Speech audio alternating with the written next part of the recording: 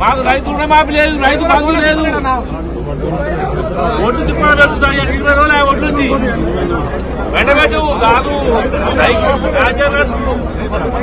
మ్యాచర్ అంటారు, పచ్చిమిని అంటారు, తాగుని అంటారు, కొండలేరు.